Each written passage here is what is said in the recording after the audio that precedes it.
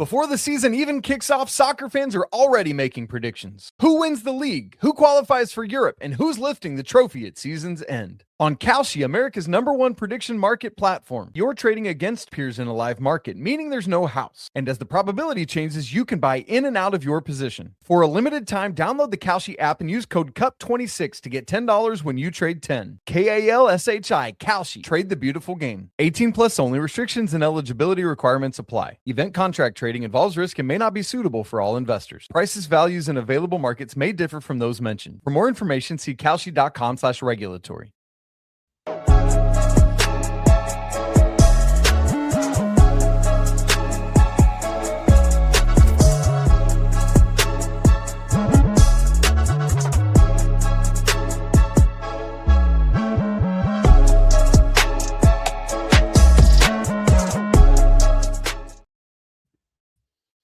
Hi everyone, welcome back to the Social Media Derby. We've got the return of Nash just in time for United's disgraceful result for us to review. We've also got 2 Chelsea matches, Carabao Cup second round. Thank God we're not in it. We've also got an Arsenal home win against Coventry, Newcastle 2-2 draw with the Scousers to run through, and then obviously preview the game week number 2, which is actually kicking off in about 48 minutes time. So we've got a lot to recap. But before we do, for those watching on YouTube, please subscribe to the channel, like the video, leave a comment and share if you can. And for those listening on Spotify, Apple, or any of the other podcasting platforms, please follow and give us a 5-star review. And of course, the views expressed in this podcast are just entertainment purposes, do not reflect the real opinions of any affiliated people or companies or organizations, just football chat. So how are you, man, doing? I'm guessing I'm going to get 2 very different responses, one slightly more downbeat, to say the least, and one slightly more upbeat, to say the least. How are you, man, doing? I'm suffering, man. Although, let's address the elephant in the building. Was it not right about Carlos Baleba? Talk to me, bro. Bro, I said it in the group chat. You saw what happened. Some people never were wrong, accepting, some people not. Bruno Fernandes, you're next. Don't repeat Kem's lines, please, God. I beg you. That's the one benefit of him not being around, is you don't have to hear that bullshit. But I hear you, man. You've got a couple of things. One thing to gloat about, one thing to hammer home a bit later on. Pause. Razor, how you doing, bro? Is this thing on? Can you hear me? Yes, Can sir, you hear me? sir. Can you hear the sound of the champions? We running it back. No, I'm joking. No, it's just one game, whatever happened. Coventry. It's going wild. Yeah, over you know what I mean? You Coventry. can't get carried away by your performance in the first game of the season against a newly promoted side.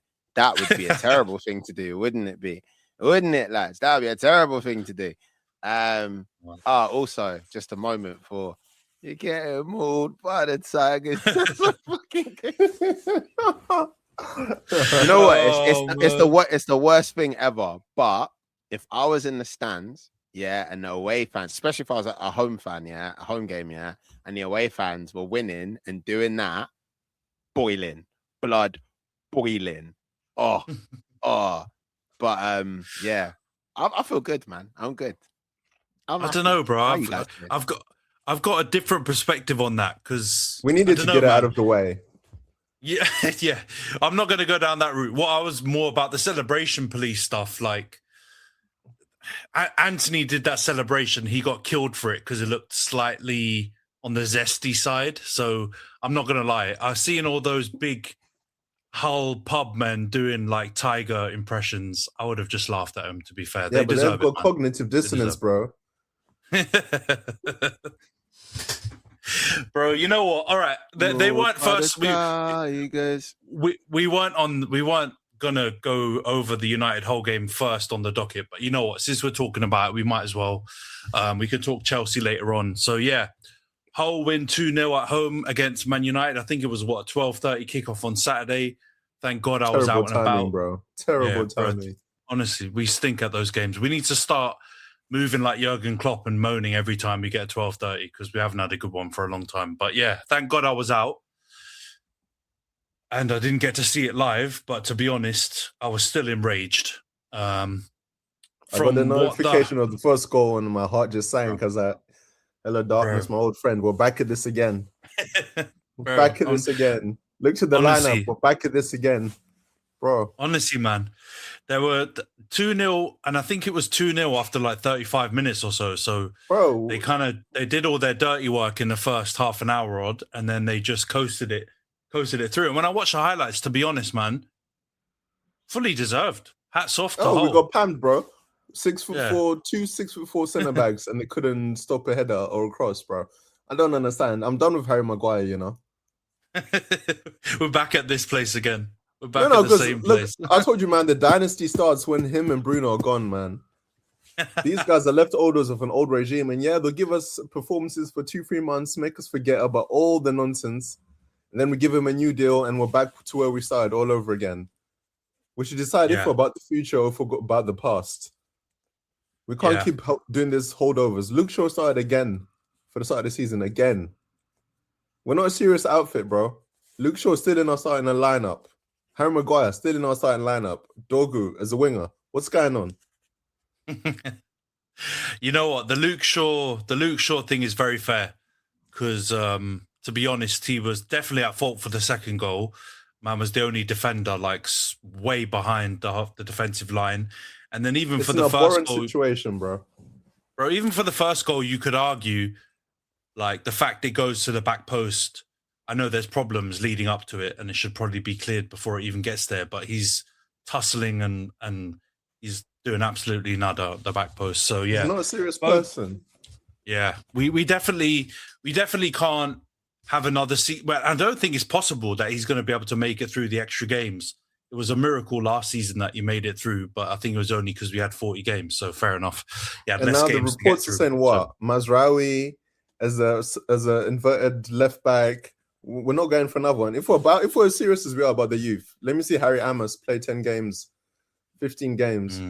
Carrick, put your money where your mouth is. You say you're about the youth, prove it right here, right now. Why is Luke Shaw still starting? Patrick Dorgu, awful. I hear you about the youth, but we Amas, Collier, these dons. I don't want to see more of them. Just no, Collier ain't got it, but Amas has got something, bro. There's something there with him. Nah, I don't care. Get him out of here. We need a new Lewis Hall, another young G who may not be better than Amas on talent. So not bothered about the Lewis Hall. Lewis Hall would be good. At least he's more proven than throwing in an Amas who. But I know he's got potential, but when we've seen him, man. I don't know, man. I think you're gassing this Amas stuff. I hear it, Le Carrington and all that, but I'm not sure. I would prefer us to just go and get a proper left back, one who's a bit more proven, to just play games. Because Luke Shaw, I think he's more of an option as a left centre back, if anything, to be honest, bro. And I would prefer him to be rotation. I prefer him to go retire, but we can't get what we want. He shouldn't be anywhere near our team at this stage in our rebuild. We're not serious, bro. Sorry. If I could just interrupt. I'm loving this. I don't want to interrupt too much, but there seems to be a lot of focus on your defense. Your attack failed to score against Hull. Please. They failed to score against Hull. Yeah, no. Please take it from there. And get back on the train, bro. What are we gonna do about Cunha, though? Bro, I don't. He's not good enough to be our main 10. He's not really a winger. He's not really a striker. Give it up. Where does he really fit into this team when we're fully operational and we're where we want to be? The second striker is a dying role in this game, and he's not even up there with the best that are there. So I'm really looking at what are we gonna do about him? I'm not that worried just yet, but I hear it. There's definitely some positional things that need to be worked out because he was obviously Rashford came on and was our best player, bro. Let's talk about it. This is where we are. Yeah, no buts about it, bro. We're scraping the bottom of the barrel. We're scraping the bottom of the barrel. They were all shit. Saying that someone was the best player because he came on and did a few bits when we were still. Yeah, but that just shows where we are, though. That's a problem that he was the best when he came on. Yeah, if what you guys are telling me is true that he's not what he once was and he's somehow still our best player, then there's clearly a problem, isn't there? Yeah, I don't agree with people that say he's not what he once was. It's just a work rate thing. If he puts the effort in, which to be honest he did when he came on, so hats off to him, and he looked bright, but we were all shit. To Razor's point, I'm not even worried about like scoring. We didn't create, bro.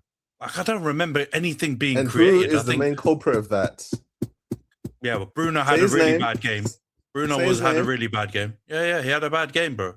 There's no denying it. He was completely ineffective. To be honest, the midfield in general was pretty shit. So Tielemans didn't cover himself in glory.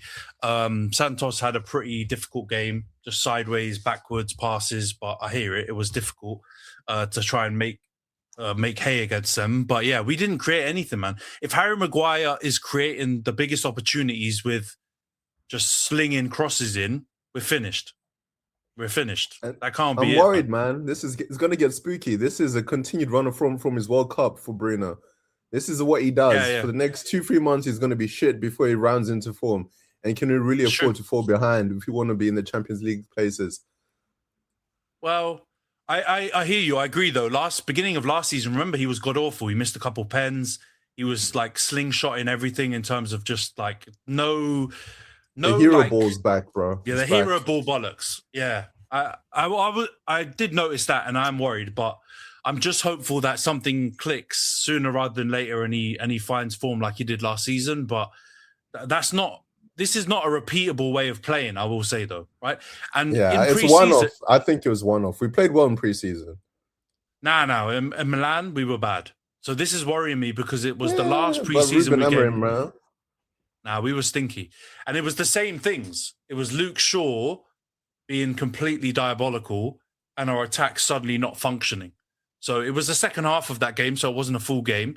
But if you look at the last 120 minutes, it's not good. But of course, we've got a caveat. This first game of the season, I looked at some people were posting things around like about our first game of the season in the last like 7 or 8 years. And it's literally 50-50 wins and losses. We barely drawn anything. We've had stinky games in the first game of the season often. And it doesn't really have a big bearing on where we finish. But all I can say is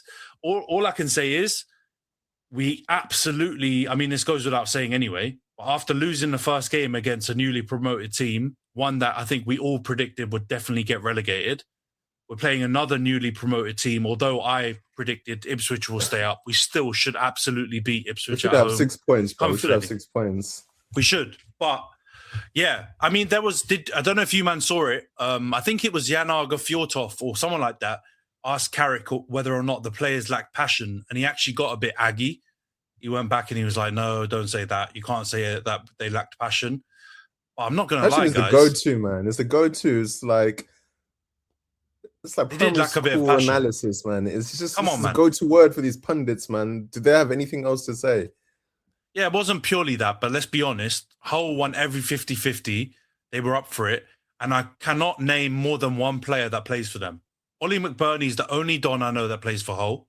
I can't name another one, including the people that scored against us. Oh, yes, Ajayi, true. I know 2 players then. That is not enough to justify being able to outfight us.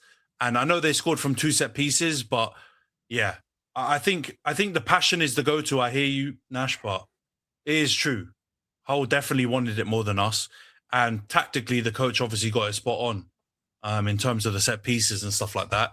And just nullifying us. We did nothing, man. So I think it was a fair question, to be honest, and Carrick lost it. Our set pieces allowed this season. Come on, man. When you're not wrestling, yeah. I mean, you lot didn't get near to the you lot didn't get near to the guys that were going for the ball. Your players didn't get anywhere near marking, let alone wrestling. Terrible. No, I'm talking about you lot. But in that game, yeah, we got outdone. Yeah, you got to be within arm's reach of the player that you're trying to mark to wrestle them. That's what I'm trying to say. You lot were like chasing shadows. I think if we're being real as well, yeah, there is a bit of an apology and my bad potentially needed. And obviously it's one game. I can't stress this enough. Can't take too much away from one game. Some of us are going to be owing serious my bads to the Hull City fans and the team. Because I know United weren't good, but United are definitely a Premier League level side on their day, I guess. And Hull looked better. Hull looked better than a lot of people gave them credit for. So I think, you know, I mean, not my bad yet, but I will be the first to say that I was pleasantly surprised. Yeah, but they made you, man, look like you just came from the championship. Bro, last year we lost to Grimsby. This can happen to us in games, right? No, like, but that was it's not out of the realms of possibility. That was like what was that, like a Wednesday night or something, a Friday night, like in Grimsby, in the cup. Like, that's what the cup's there for. This is supposed to be standard routine procedure, yeah? Not at 12:30, man. People are still out and about in the town. Yeah. If we're doing days of the week, time police, then come on, 12:30 on a Saturday. I don't know. First game of the season. I'll give you 12:30 excuses. Like, I actually had a little bit of empathy for Mr. Teeth when he was complaining about it, because I barely make it down to the stadium to watch a 12:30 game as a fan. Do you know what I mean? I'm there with like sleep in my eyes and that while I don't drink before 12:30 kickoff, regardless of what anyone may say about me. But genuinely, yeah, I hear the 12:30 excuse, yeah. If it's not the first game of the season, bro, it's the first game of the season. That man turned up late to the first day of school. That's crazy. Yeah. But let's be honest, no one's performed, if we're being honest. This first week, people aren't looking... Well, you don't count, man. We don't talk about you. You just I wasn't even talking. We're not talking about us. We'll talk about us in a bit. I was going to ask Coventry, how many of your players were involved in late stage World Cup stuff? Oof. I don't know. I don't think we had many, to be fair. I think we had England camps, Manu, Rashford. Yeah, but they were squad players, right? So I think Bruno. But they still had to come back late for training. They still had to do the same. I'm not going to let my hatred of. No, but apparently the United make me cuss Cobby. Apparently Bruno and like Dallo and a bunch of the Portugal, like Tielemans, they only came back like a few days before the England lads. So I don't even know if it's a fitness thing. To be honest, it looked like they were just more prepared with a game plan. Like they knew to attack us on set pieces, and Carrick looked like he didn't fix those few things that were like wrong in the second half against Milan, and Hull just ran it back and it worked. But yeah, I think there's personnel things which I like Nash is saying, we can't have Luke Shaw at left back like week in, week out. We shouldn't have Harry Maguire in at centre back week in, week out. I'm not saying they don't get game time. But they should be squad players as the role. They should be squad. Yeah, they should be squad players at best, man. At best. But we haven't addressed that area, right? We've gone absolutely buck wild in midfield, and we needed to. But we definitely need to address defence because we've got two cropped centre backs that hardly ever play, who are supposed to be our first choice. We've got two youngsters, like 18, 19, 20-year-old centre backs, which they're going to make mistakes, but I'd like to see more of them. But it's a bit harsh to expect them to be like starting centre backs week in, week out. And then you've got Maguire. So I'm sorry, you need to get another centre back, and you need to be ruthless with Martinez, De Ligt. I was jumping off the rooftops at the World Cup when he got injured about Martinez. I've had enough.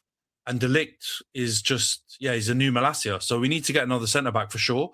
And then left back, we've been trying to buy left backs to replace Luke Shaw for like 8 years. 5 years, man. So ever many left backs. Leg break, bro. Yeah. We need to get an actual good left back to play the majority of the games, and then let him have rotation. And I don't think Dorgu's the answer at left back, but I'd even advocate for him moving back, because I'm not sure about him at left wing. I'm not going to go crazy at this game. He's not a winger. He's not a winger. I think some games he can work when we're not playing like a deeper low block where they're going to play for second balls, when you've got a bit more space on the counter in like bigger games. But in games against the bottom three, I don't think left wing is for Dorgu. I don't think it suits him. So if we're spotting a lot of this stuff, then Carrick's got to spot it. And he's not going to get the same grace that he got last season, because he's now got the permanent job, right? Let's just be real. People are going to look at him different. I think a few of you, man, have already said it on the pod before. This is when stuff starts to get real for him. So he's not going to get loads of opportunities to make F-ups like this. I'll tell you that they're going to be onto him. So, yeah, he's got to fix it, man. But, yeah, not a good day at all. And, yeah, maybe we're going to have to look at that whole... the way we all talked about Hull last week at the end of I don't know. I don't know when we should look at it, but I think now it's going a bit crazy. But maybe 10 games in or something, if they're still performing, I'm not even saying winning all those games, but if they're just like still competing and doing well, then yeah, we'll need some my bads. They'll be the Brentford of this season, where we all predicted them to go down and they actually do bits. So let's see, man. Let's see. Any more on United? Nash, do you want to go nuts on or go crazy on any other Bro, that players? third or kit's you already feel like giving me system? bad juju, man. That third kit. I hate If that this kit. is how we start it off, man. Bro. I hate that kit, honestly. It's such a bad looking kit. I don't know how we. It's a tower of badges stacked on top of each other. Whose idea was this? Yeah. How did this Because get people past always concept complain stage? that they're not centralized. That only worked one time for us. That kit only worked one time for us. The badge in the middle. It was that one time that it worked. Ever since then, we've tried it for Gazy.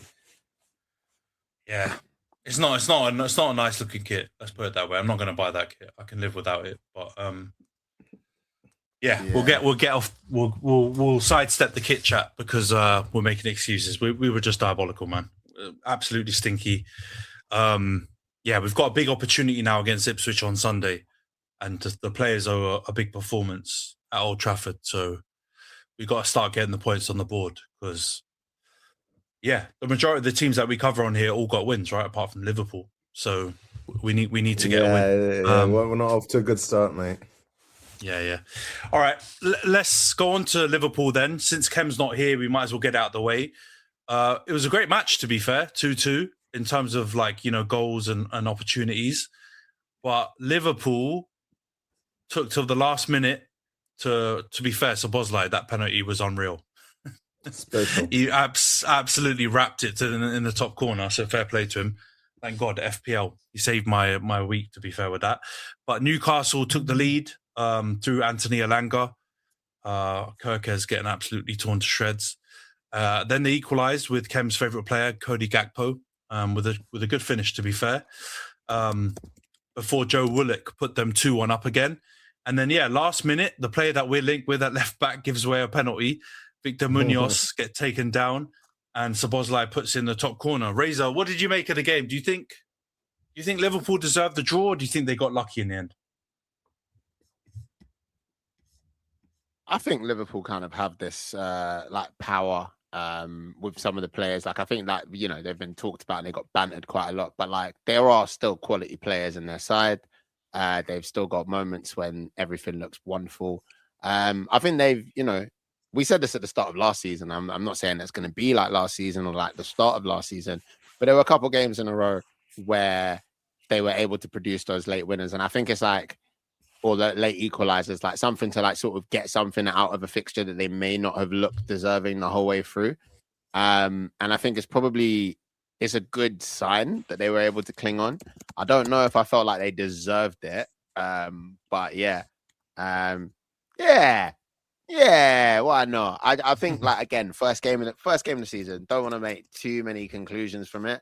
And I think the important thing, is you go out there and ideally get the 3 points. If you can't, get 1 point. And I think they kept going until the end. But yeah, I don't know. We had a bit of chat about it with the transfer sort of discussion that we had on the last episode, I think, where it's just I don't really understand what the logic, rationale, if you behind the Liverpool squad building is. I've seen that Cody Gakpo has been linked with a move away, but we talk about all the Liverpool fans scapegoating him or hating on him. But once again, he's come up and been someone who's done something in a game that they were struggling to make anything happen in.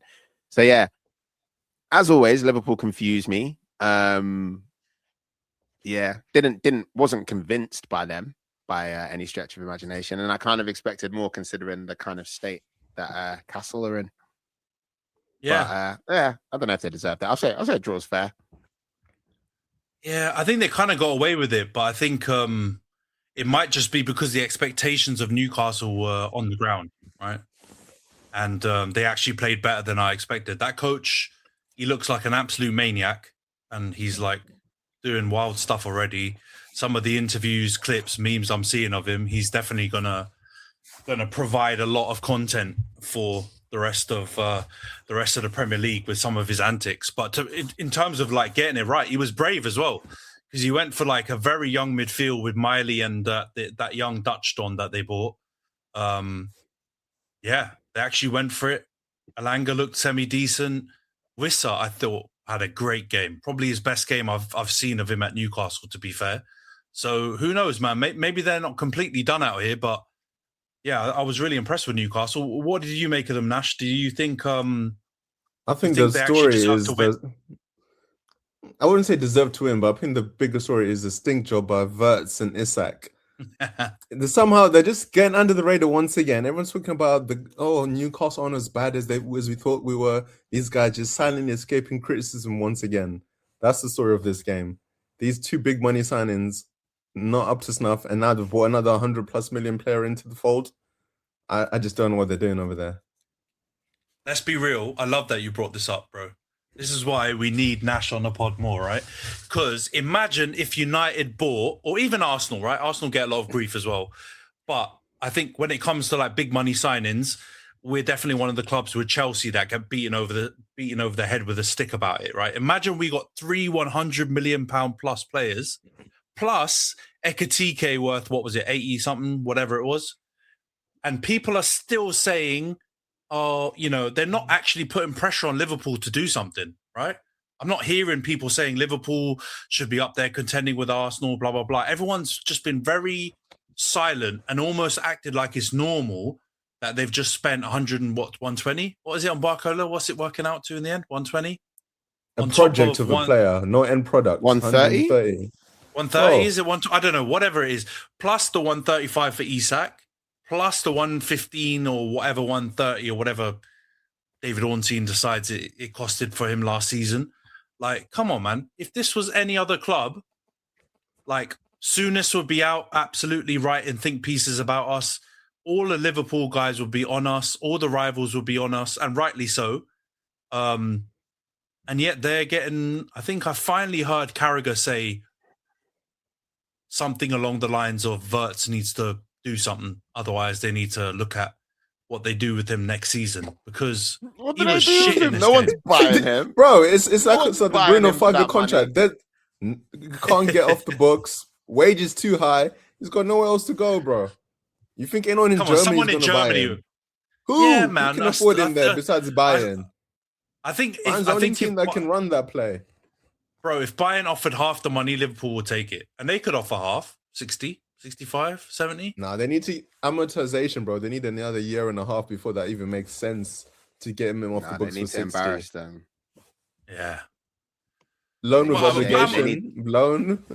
But Razor, are we right that this is like, I'm not seeing any pressure on Liverpool to challenge. Like, they shouldn't have just pressure to challenge. They should be like, they've spent more money on their squad in the last 12 months than any other team by far. Even Chelsea. I don't know. When you said Razor, I'll be right. I don't know who you thought you were talking to, because I've yelled this at Kem several times on the podcast and just generally in life. Like, what the hell are Liverpool doing? How are Liverpool getting away with this? I even think like last season when they were mounting one of the worst title defenses of all time, they literally, like, there was literally like so little scrutiny. I've never seen an athletic think piece on why Martin Odegaard or Bruno Fernandes is misunderstood. Like, do you know what I mean? Like, but little Uzi Wirtz is getting what, bruv. Like, I don't know what voodoo doll nudes folder kind of stuff Liverpool's got going on, but great for them. It does go back to what I was saying about the squad building as well, though, innit? Because it's quite weird that, like I was saying, like Cody Gakpo seems to be a scapegoat. A lot of Liverpool fans saying online in content that they want to see him like moved on, that they don't rate him. Our resident Liverpool fan always talking about the fact that he wants him moved on. Do you know what I'm saying? And he doesn't rate him. All he does is cutting and shoot. Scored again. Did you see that goal? That he scored? He scored, but it was a good goal as well. Like, he pinged it from distance. Do you know what I mean? And then again, like, it's like, well, we've just spent 130 million quid on an attacker. Oh yeah, where do they play? Does he play in the position that your generational player who just left? No, he plays on the other side, where arguably your most effective winger is. Like, I get that they can move players around and stuff, but it's just like, I don't understand. Both of their goals that they conceded against Newcastle, if I'm not incorrect. Like, if I'm correct, they were like transitions. Like they just got whooped on a counter or an open play, and they just got. Your leading centre back is getting old. You need somebody reliable that can partner with. You need fullbacks that aren't idiots. Like I don't know what these men are doing. They're spending money, but they're not spending money like wisely. Like Ekitike will come back from injury. No, he blew up his leg, bro. That's not an injury. He will come back from injury.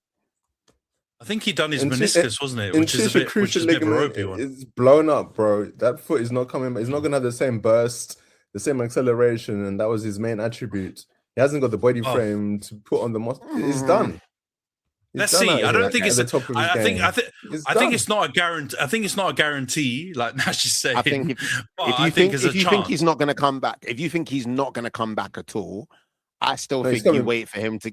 I still think you wait for him to get on grass before you start buying players that could ultimately sort of be backups to that, or like sort of counteract that new squad problem. You've still got other squad problems, you know what I'm saying? And I think with Liverpool, they've just. I don't know who's doing it. I almost understand why Kem's crashing out at the laptop nerds, because they don't seem to be very nerdy anymore. They're just doing vibes. Bro, he's flipping. The amount of messages he sent me this week that I cannot repeat on this pod, aimed at Richard Hughes and different directors of football or whatever, is ungodly amount, man. And to be honest, I agree with you, bro. That no one has said this. Why are you buying left wingers also when you have Rio, who is one of your brightest players, who's clearly the best and most effective when he's on the left? I just don't understand it. Now you've blocked it. He already kind of had a bit of a blocked pathway with Cody Gakpo, but I guess because of the way the fans treat him and his form being a bit in and out, that opened the pathway for Rio. But now you've just spent 120 million on someone who primarily plays on the left wing. And he's also project as well. No end product for him as well. Erratic play. And young. You just bought another young G who may not be better than Rio. I'm not going to lie as well. This might be nuts, but I think that there's higher potential from what I've seen of Rio than what I've seen. Barcola looks really good, I admit, but he's still pretty erratic and his finishing's a bit all over the place. Like, literally just give space for Rio to play. Like Razor said, keep Cody Gakpo there because he does give you some goals and there is some output. And when you want a more like senior figure to play, then you've got him in the left wing. I don't know why they're not concentrating on finding a right winger. And even if they go for a Minte or whatever, or like, you know, the player isn't quite, you know, that top level player, it still makes more sense from a squad building perspective than going all out for a left winger when you've got at least a couple of them. No one's talking about Chiesa's also still knocking about who plays left wing as well. So the squad building stinks. And they need more pressure on all these big money signings. And you know who else also needs some pressure? Jacket Potato Watch needs to be on my screen as well, because the crap I heard about, bro, the best one at Lille, bro, the crazy stuff I heard after one half against fuck knows who they played in pre-season. People were talking about Jacket. Oh yeah, Jacket, he scored a goal. He's doing pingers and he's doing all of this stuff.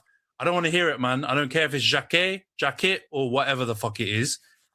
They're going way too early on that guy. And to Razor's point, Van Dijk is going to be having him work overtime because he can't cover the grass anymore, Van Dijk. Man, I think Jack from Harrow, bro. He's Jack from Harrow until we see something from him. Yeah. Honestly, Liverpool, they got away with it because they could have been with us taking L's on the first game week if it wasn't for that last-minute penalty. So, yeah, they got saved by the bell, and I think they've got a lot of promise.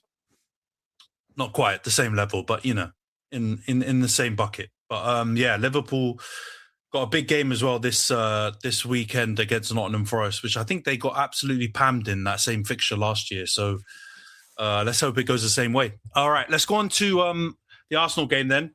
Kick the Premier League season off. 3-0 home win against Coventry. Kai Havertz opening and scoring. Bukayo Saka getting the second, and then Martin Odegaard getting the third. Very, very comprehensive win. Coventry absolutely, by the end, it looked like they'd given up. To be honest, I was shocked. It stayed at 3-0.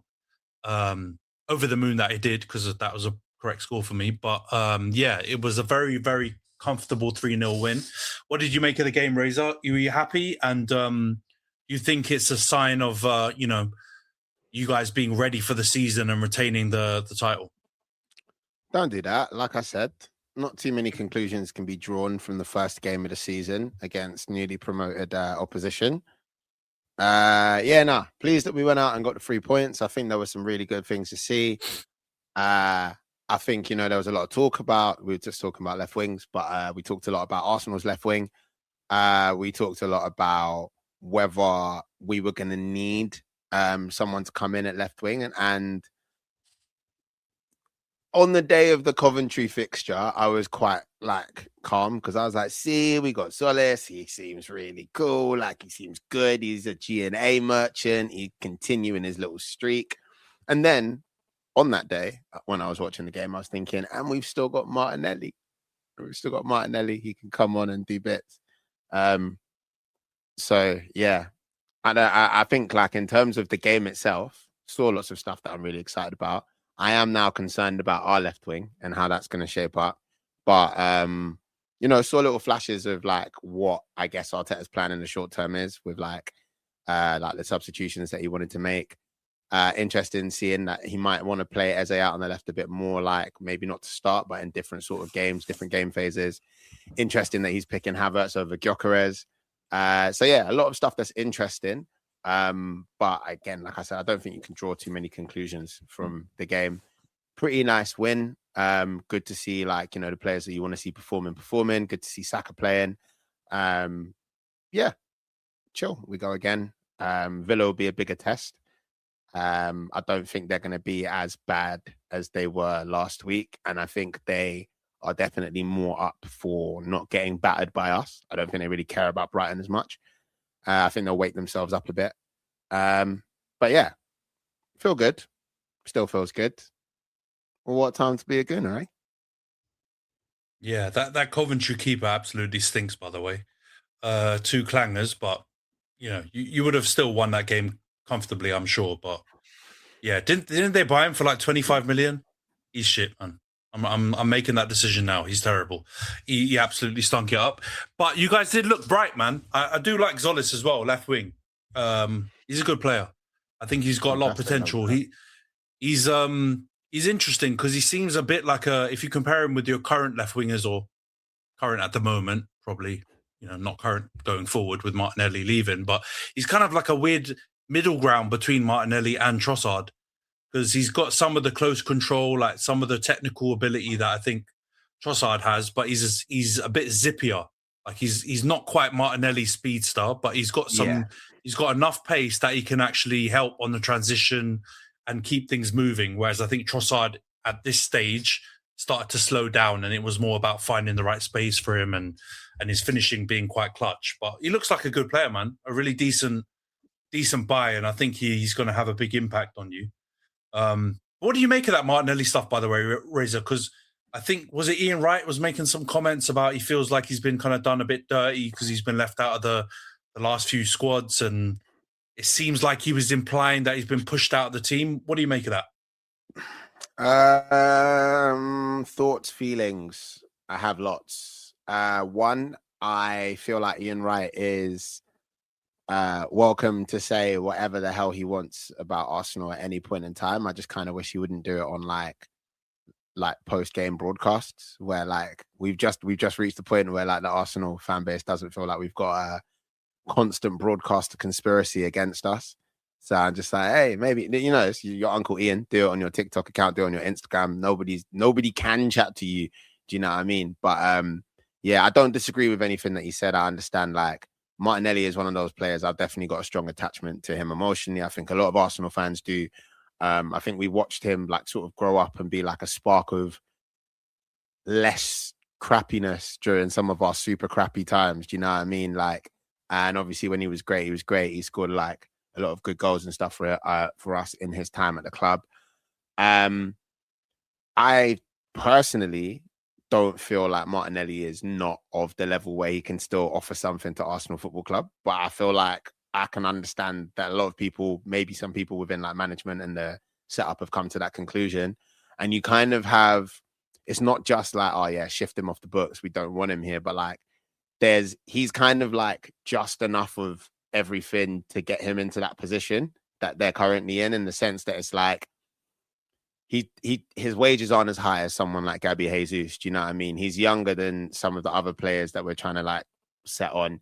He's more desirable than like a Reece Nelson, who I am also a big fan of, and sad to see him go. Do you know what I mean? But I think with all of that stuff, like Martinelli is just, you know, right age, can command the right kind of price. And obviously Arsenal feel like they need to make squad space in this window for some reason. Is that because we're going to get another player? Is that because of other plans? I don't know. Do you know what I'm saying? But I don't think it's like a disrespect thing to Nelly as a player. I think it's just more just like he happens to tick more boxes than some of those other players do. In terms of leaving him out of the match day squad and stuff, I get it, like where he's like a player that we've seen like develop at the club for a long time, but I don't really know how I feel about this. It's like the same, it's like the flip side of it when like players are trying to force a move and they refuse to train. Do you know what I mean? Like we all had like a lot of strong opinions on Isaac. We all had lots of people had lots of strong opinions on Gyökeres.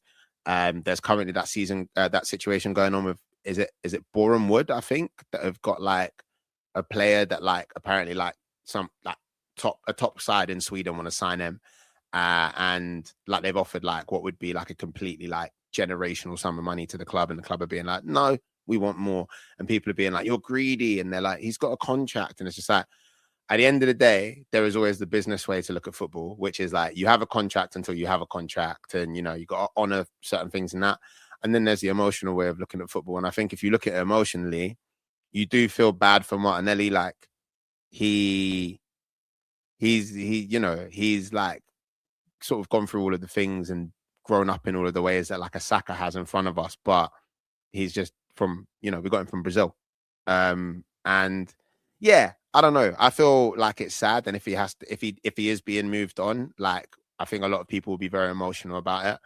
But I also think that like it's one of the things that we criticize Arsenal for, isn't it? Like if you want to be top of the game, if you want to be like creating a dynasty, challenging for repeat titles and all this kind of stuff, you absolutely need to be a bit ruthless. And I think we've been accused of not being ruthless. And that's why Alex Oxlade-Chamberlain is still our highest transfer all these years later. Do you know what I mean? That's why we're still trying to get rid of players that have been on the books and sent on loan season after season after season, because we're not being ruthless. And at some point, you need to take the emotion out of it. I was sad to see Emil Smith-Rowe go. Emil Smith-Rowe hasn't played, I don't think correct me if I'm wrong, I don't think he's played like 20 Prem games for Fulham, like while he's been there. Like he's still got like the same, like, you know, like niggling injuries and what that he had when he was with us. You know what I mean? He's a fantastic player. I've had a drink with him. He's a great lad. Like he's a very nice guy. But that's not what you're trying to build a football dynasty on. Like, oh, he was in our academy. Oh, like he's a nice guy to go for a pint with. Oh, he signed my daughter's jersey that time in the rain. Like, that's not what wins you Champions Leagues. That's not what gets you repeat titles. Do you know what I mean? And it's like at some point, the fan base, because I don't think it's about Arsenal Football Club. I think like Arsenal have reached the point where they're ready to be ruthless, isn't it? I think it's the fan base that are a little bit like, And Uncle Ian was being a fan when he said that. I know he is Ian Wright. I know he's Mr. Arsenal. He's on TV, he's being a pundit, but he's also an Arsenal fan. And he was being an Arsenal fan when he said that. Do you know what I mean? I don't know if it. I feel bad that he's going to Al Hilal, if those reports are true. Because I think he's a young player. He's gonna earn a lot of money, bro. Oh, he's gonna make a lot of money. I don't feel bad for Gabriel Martinelli. I feel bad for football in the sense that like he's a young, very talented player. He could go to one of these like European leagues. I don't know why he turned down Turkey. He probably has his own reasons and stuff, but I think he'd slap it up in the Turkish league and maybe even have space to get like another sort of good move after that. Do you know what I'm saying? Off the back of that. But yeah, I don't think Nelly's being done dirty unless you kind of are looking at it from the position of like, oh, he's one of us. It's emotional. It's like, it's always going to be like that when a player moves on, especially when they're a player that you've seen at the club for a number of years. I'm just not. Yeah, I understand why people feel like that, but it's not me. I'm not.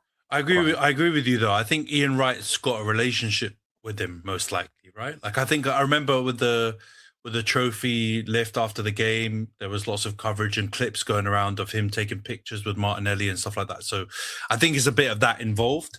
But Nash, do you think that Arsenal looking to sell Martinelli is a sign they're going to try and go big with a transfer in the last week or however many days we've got left, like an Alvarez or something like that? No, I think it's just a way of setting the standard and showing that mediocrity and what we did last season isn't what it's going to be anymore. Just like I always joke, but also half serious, the dynasty starts after Maguire and Bruno. They're just showing that what was acceptable last year when we got the job done is no longer the standard. We're here now. So what was okay and what we celebrated when we were up-and-comer, plucky upstarts isn't that anymore. We need to be serial contenders and champions. And that level of player cannot be starting for us on a regular basis. And if we can't shift him or find better replacement, it is what it is. This is now the standard. Yeah, I think it's probably a bit of both, to be honest. I do think, I don't know if Arsenal will get Alvarez because it looks like a really, if we talk about Vinny Jr. being a weird deal where you don't know what's going on because all these politics and, the Spanish clubs and their presidents do all of these different bloody press conferences and all these things, and it's a lot of smoke and mirrors, then I think the Alvarez one, it looks a bit complicated to me. But I think they're trying to probably shift and create some space just in case something pops off with that so they can put the bid in, buy the player, not have to worry about PSR or SCR or whatever that shit is called now. And because Martinelli's pure profit now, right? I know they bought him for 5 million or whatever 6 years ago, but now there's no book value. You can just get that cash, put it on the books, and you're good to go for a big transfer. So I think it's to open the space to do that. But I do think there is a little element Alvarez as the supposed target. If you watched him last season, that's a very spooky signing waiting to happen for whoever does that big money move. That is not going to end well. Too much money for sure. 4 league goals, crazy for him. And that's what you're doing. 5 league goals, and that's what you're going for. It's not going to end well. I'm struggling to believe it. I'm struggling to believe in like this all out for Alvarez kind of stuff. It doesn't make sense. Where's he going to play? He's not a winger.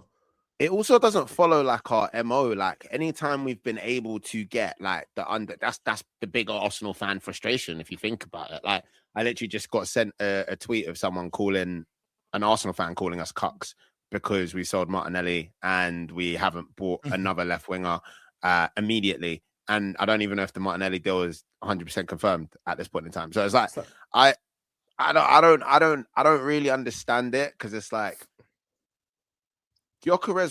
I kept saying Gyökeres was good business because had we spent sorry guys, you're here, you're in front of me, so the example came to mind. Had we spent the money that was spent on Šeško and he didn't perform, if Gyökeres didn't perform, like the biggest problem would have been how long can we keep Havertz and Gabriel Jesus off the table, essentially. Do you know what I mean? But this is the thing, like whenever the price gets too high, I feel like Arsenal have been like, I think there's very few players that we've said that we're willing to break the bank for, as it were. Like Morgan Rogers looked, I know we're going to get onto Chelsea, I'm assuming in a little bit, but like he looked pretty good in like his first outing. Like he's definitely a player.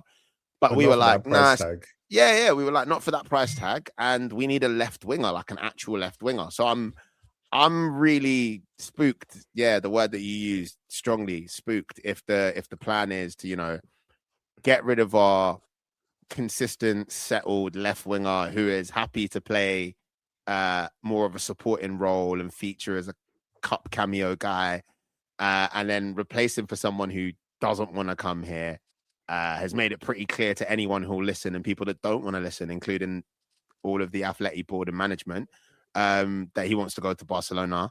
And yeah, like breaking the bank for a player like that, it doesn't feel real. It doesn't feel very Arsenal.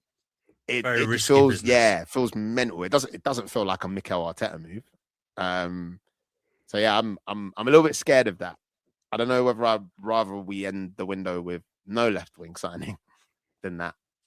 That's a lot of money. Yeah, I think it could be one of those scenarios where you probably look back on it and you do think we should have just kept Martinelli, or we should have just like carried on with a makeshift Eze and left wing with Zolis left wing and just avoided spending that kind of bread on him because it's risky. Like the left back position, bro. It's like the left back position in the world. There's really not that many left wingers available that upgrade what you currently have.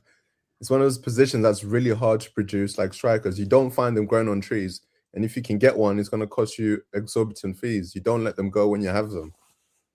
Yeah, it's not enough on the market. Or you're better off doing what you've done with Zolis and taking a risk on a cheaper player, but the risk is lower. And, you know, if it doesn't work out, it doesn't work out, but you can give it a go. With this Alvarez deal, it just seems like, honestly, it seems bonkers to spend that money. He's not a left winger, bro. He's not a winger. Yeah, there's for many reasons. Number one, he's not primarily a left winger. Number two, he's clearly been twerking for Barcelona the whole summer. So you know you're second. And the talent level doesn't match the price, bro. And then, also on top of that, I don't know, talent level, he's looked really good in other seasons. But if you look at the form from last season, even in the World Cup, bro. There's no value in terms of the price that's being quoted. But if we talk about all the transfers pretty much this summer, we talked about it in one of the group chats. It's all crazy prices. But the thing is, he's coming off not a season to justify 150 M's. Like, he's barely scored goals. He didn't even play much for Argentina in the World Cup.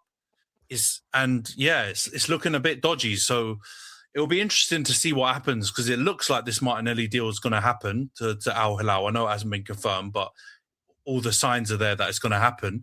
And there's no one else. I don't know if you lot have seen any other attackers, forwards that could play left wing that you've been linked to. I know John's put Rashford in the chat, and there's a little bit of talk about that. But yeah, I don't know. I would slim pickings. I would take Marcus Rashford. I think he's a good player. I do agree with what Nash said in terms of him probably being the least disappointing player in a Manchester United kit.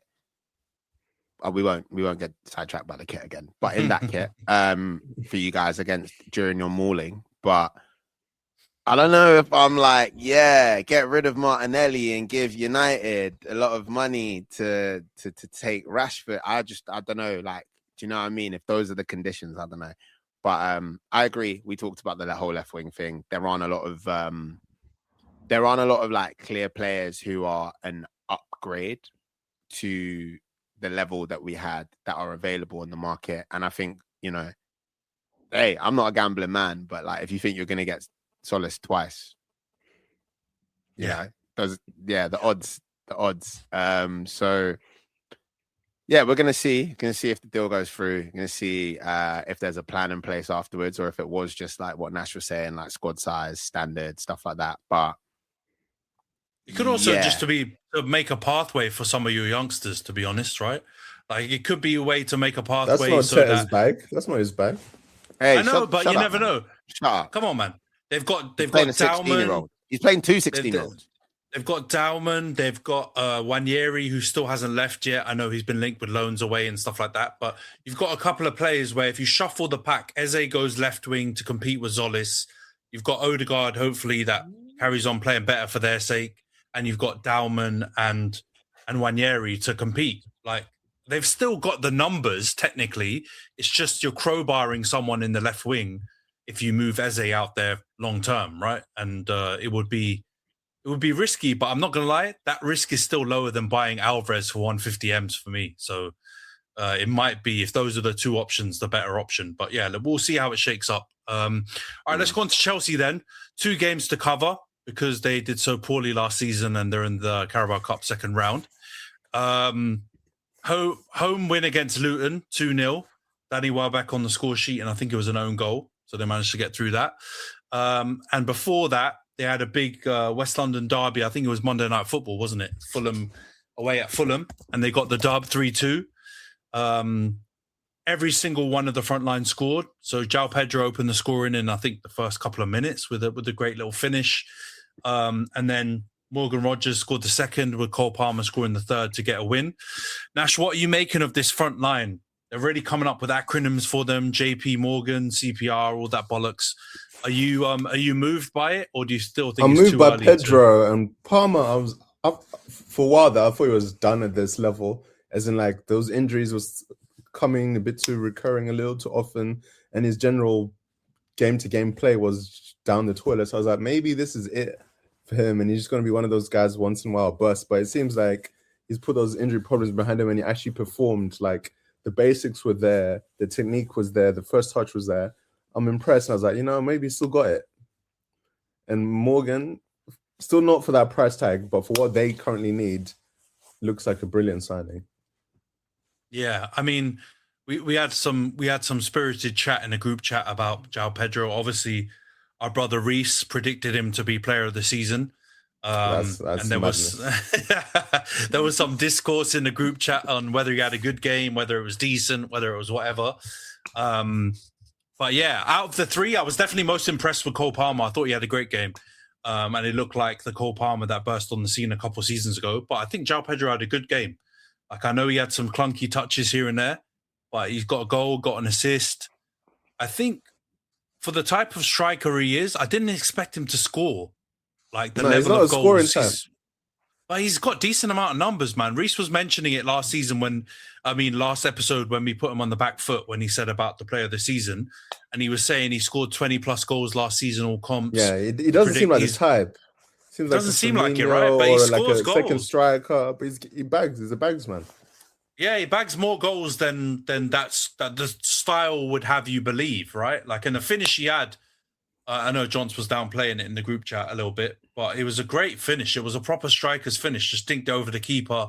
And in the first couple of minutes, when you're not really sure whether or not the attackers or players are like, sharp and ready to take advantage of chances, he was on it, tucked it away, and Chelsea are moving. So, yeah, man, their attack, it's got potential.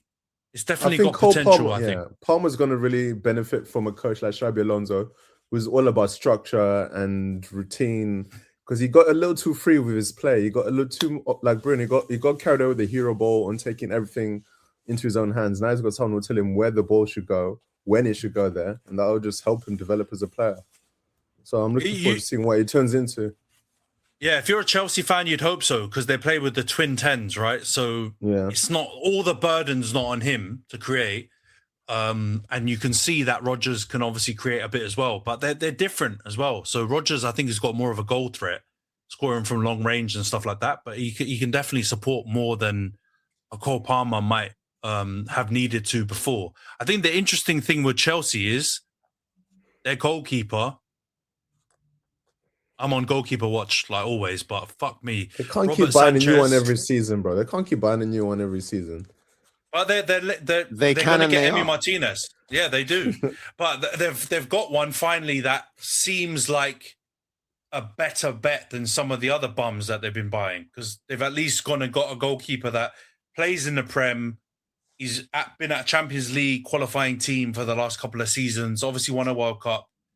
You think and expect he can cope with some of the pressure, right? If you're getting Emi Martinez, he's certainly not going to be like that Spanish Jamaican bum who's just like diabolical goalkeeper, man. Both goals, clearly his fault. The first one, I was raging. Like, he's like literally down the middle of the goal.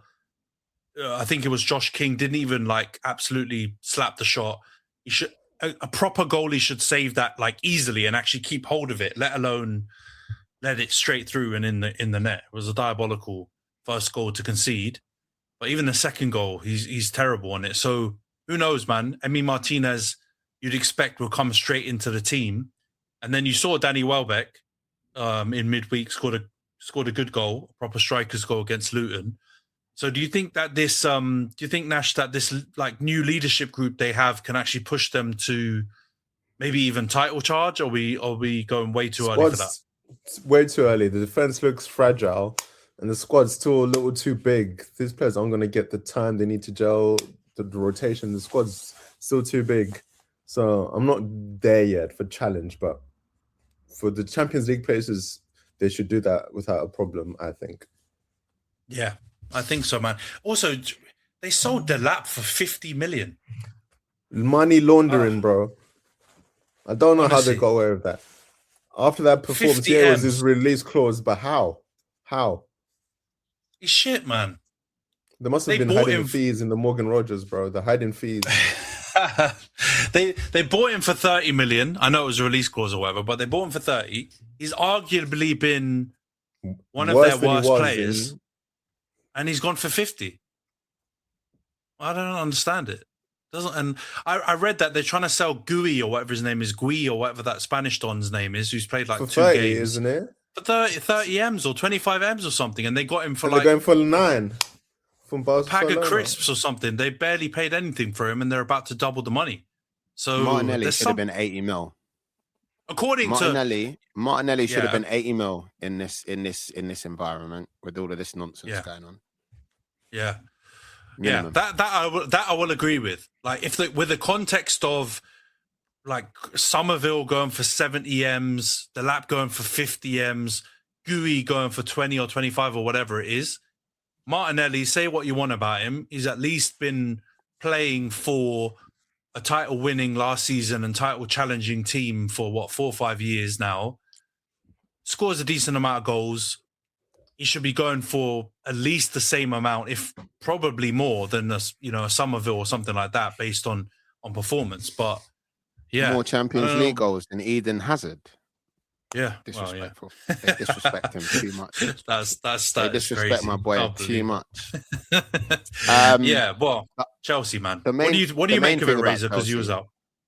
The main thing about Chelsea is I completely agree with Nash. Like, I know a lot of Chelsea fans for sins that I must have committed in a past life, and they all seem pretty gassed about this Emi Martinez signing. That they're like, oh yeah, like we're gonna smash it up now. We're not gonna do this. Someone was telling me you might want to get some Chelsea defenders in your FPL. I was like, no, your defenders still have a bit of bozo in them. I think your team generally still has a bit of immaturity in it. In their Prem game, they were lucky to not go down to 10 men again. I feel like the discipline, like the leadership group is helping, but they're not stopping man from being bozos live and direct. Like, you can see some of the decision making doesn't seem to be there. The maturity not 100% there. So I think it's a balance of how quickly can they learn what they need to do versus how much of a benefit are they going to get playing one game a week. And I think whatever the outcome of that little equation is, if you like, that's the difference between whether they can be challenging for like just Europe or they can be like doing a little bit better than that. It's early days still. I think the best, just the business that Chelsea are doing is flipping mad.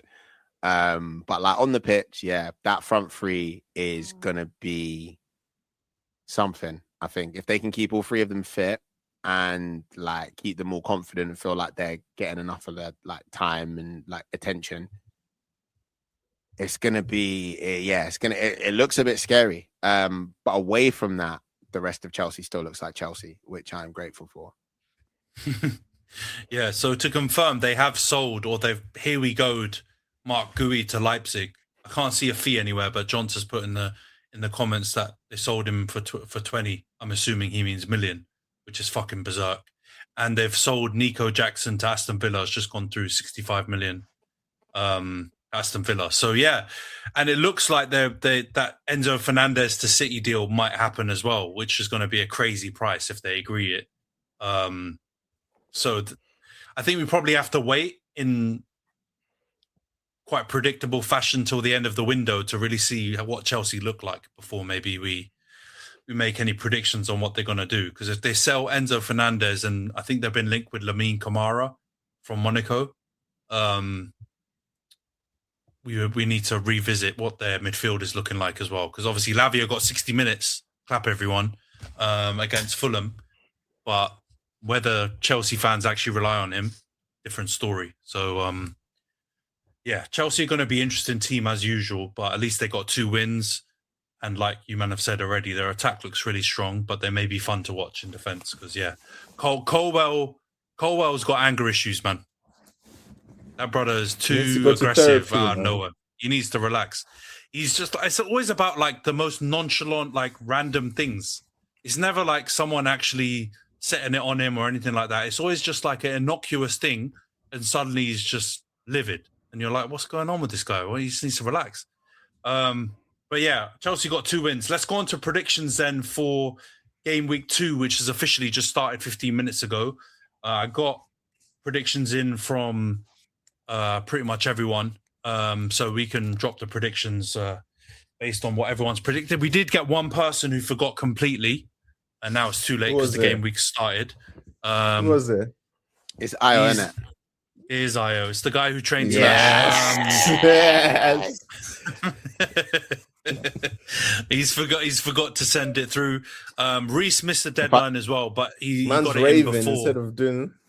Yeah, exactly. He's out partying and instead of concentrating on important business. But Reese, he missed the deadline to get correct scores, but he got his predictions over to me in time for correct results at least. So he's going to get something. But before we get into the predictions, the league update. So I'm top for now, 8 points, 2 correct scores on alphabetical order. Reese is second with the same 8 points and 2 correct scores. Johnson's in third with 7 points and 2 correct scores. Nash is in fourth with 3 points, 0 correct scores. Razor's got the same, 3 points and 0 correct scores. And our brothers Io and Kem, rock bottom, 2 points, 0 correct scores.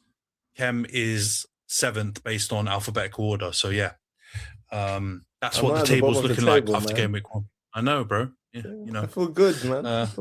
And you got your predictions in before the deadline as well. So we're turning over a new leaf. All right, let's predict. Let's get the predictions in for Palace Man City. I know it started already. My predictions on this one, I went 2-1 Man City. So I hope I haven't screwed it up completely. And it's, one of them scored 3 goals. But yeah, that's my prediction for this one. Yeah. One's already gone in. One's in. Have they? What's the score? 1-0 Haaland. Okay, thank God. He's in my FPL. I can live with that. So I've gone 2-1 Man City. Reese has gone for the same score, 2-1 Man City. Johnson's gone 3-1 Man City. Nash, what's your prediction in this one? Palace City. I went 3-1 City, but I've just seen Gahey's in midfield. So it's looking... Hey. I'm gonna say... Maresca's mad. Honestly, he's a madman. It's too late. Okay, I'll switch it to 2-0. Nah, you can't change it now. Okay, you've already fine, given the prediction, bro. I'll switch it, I'll switch it. 3-1. I went for 3-1. Get out of here, man. Man's been missing from the pod. He's forgotten how this goes. You can't just fucking switch it, bro. That's the he might have actually been missing for so long. He wasn't. He hasn't been on the pod since we made more like actual rules about it. yeah, it's true. I was there. It's possible. It's possible.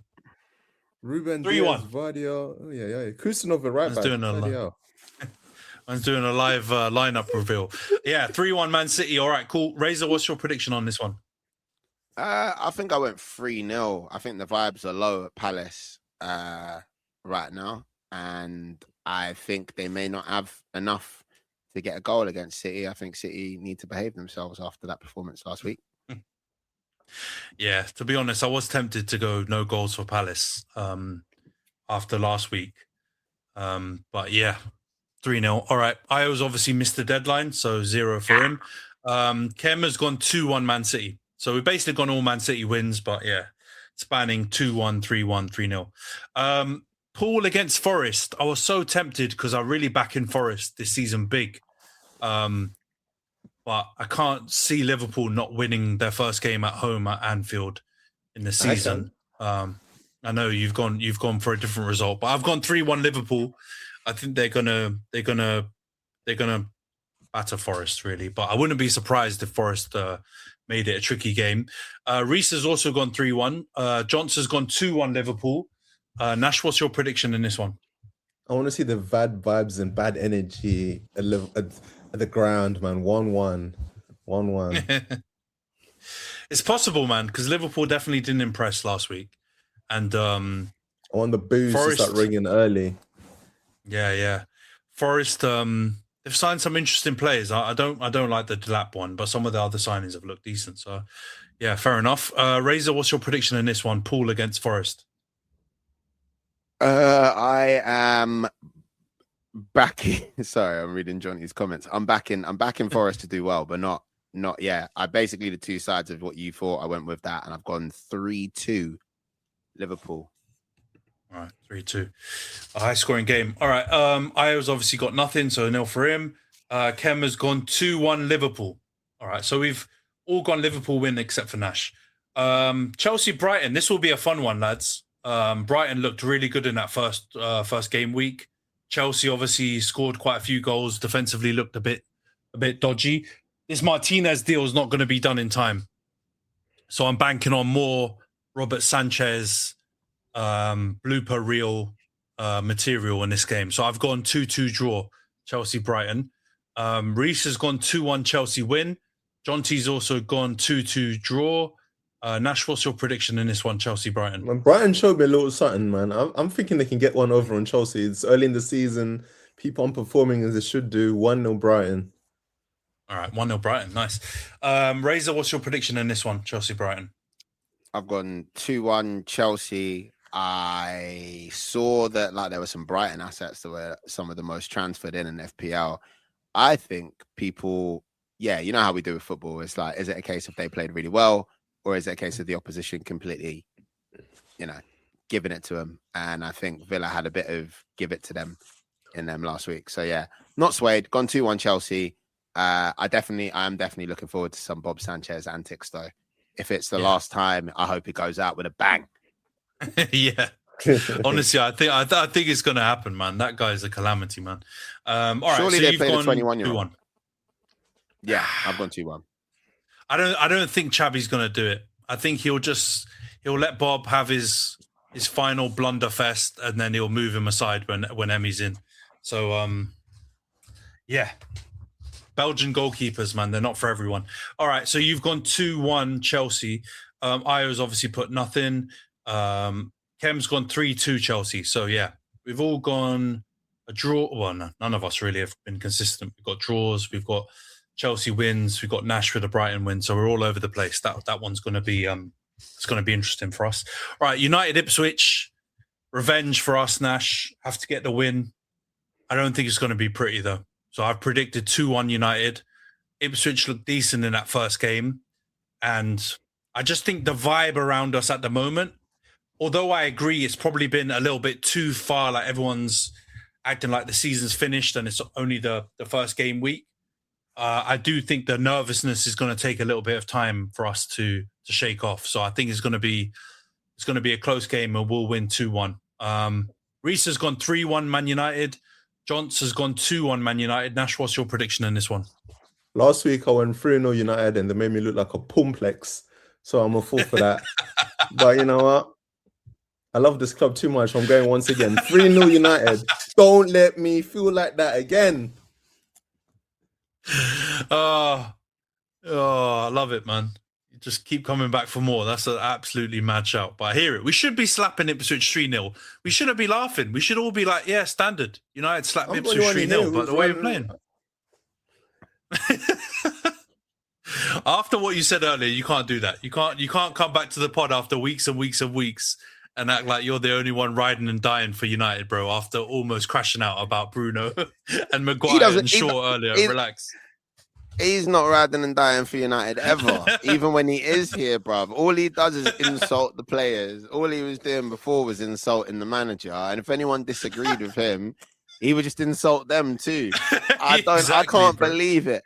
Do you know what? Yeah, and the only thing that you should have been given credit for, in terms of your return and your, the sabbatical or whatever Kem calls it when he does it, is that you flipped United Strands challenge and you've decided to shave your head every time United drop points. I'm doing a little touch up tomorrow. We'll see what I go on. I look forward to your increasing level of baldness after this weekend. Oh, bro. Honestly, what a return. Well, thank you, bro. Nash, you've killed it. All right, Razor, what's your prediction in this one, United Ipswich? You said that United should be battering teams like Ipswich 3-0.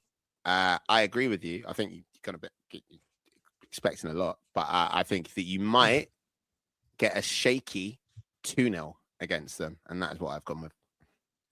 Fair dues, 2-0. Io's obviously got nothing for that. Kem has gone 1-0 United. So he's obviously gone for a narrow United win. So we've all gone United to win.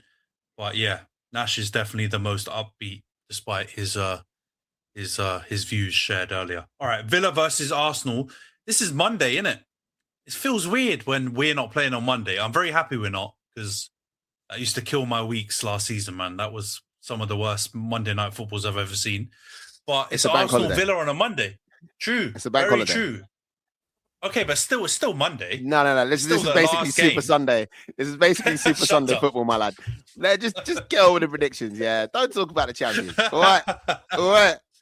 Villa Arsenal. You know what? You didn't like that. You're not gonna like this. I've gone 1-1 draw. Yeah.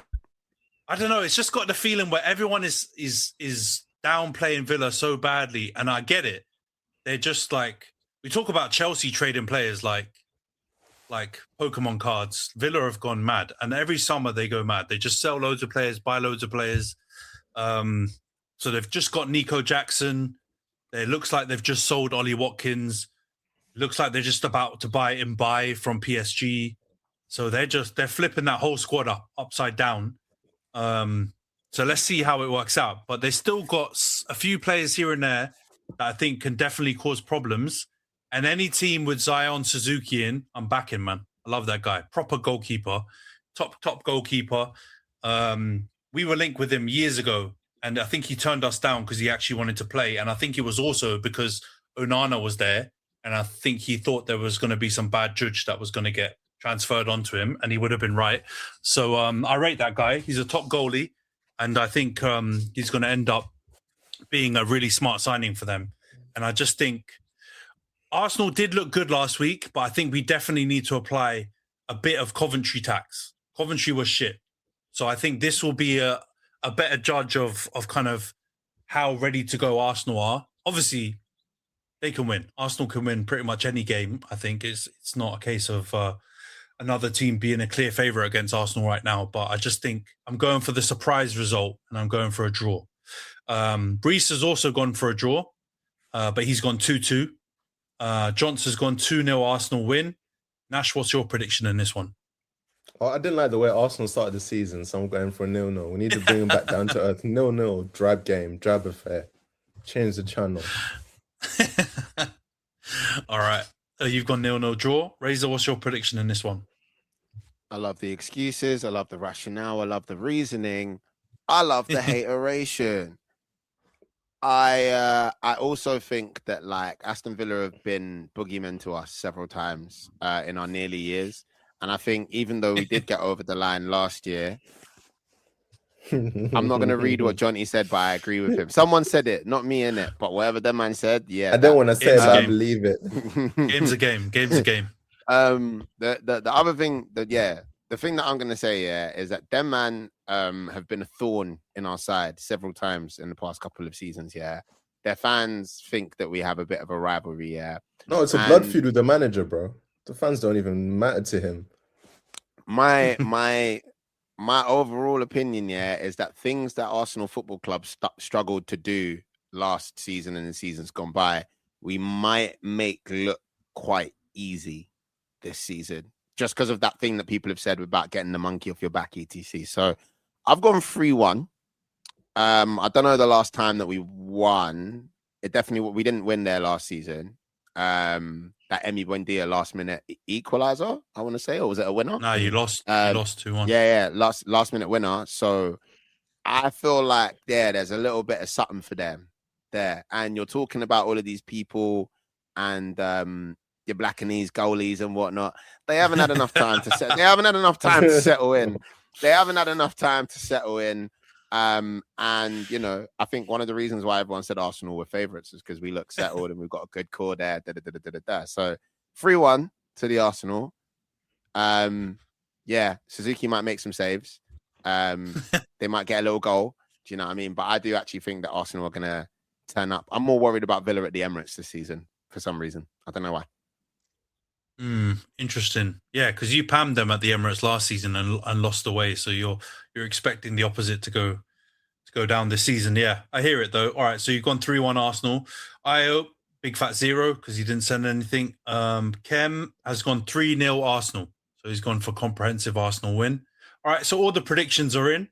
Let's see how the results go over this long bank holiday weekend that we've got.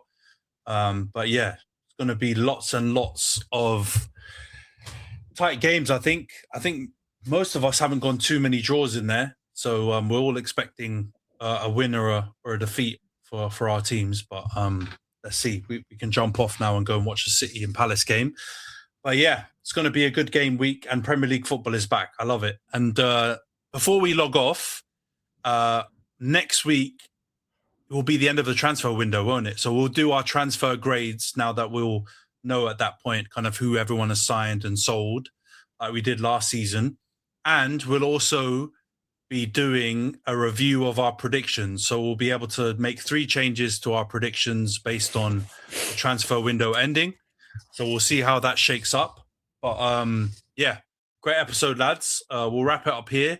But before we jump off, don't forget to subscribe to the channel, drop us a like, leave a comment, share the video. And if you're listening on the audio podcasting platforms, please follow us, leave a 5-star review. All of that helps the pod grow. And yeah, thanks for tuning in, everyone. We'll see you guys all next week. Take care.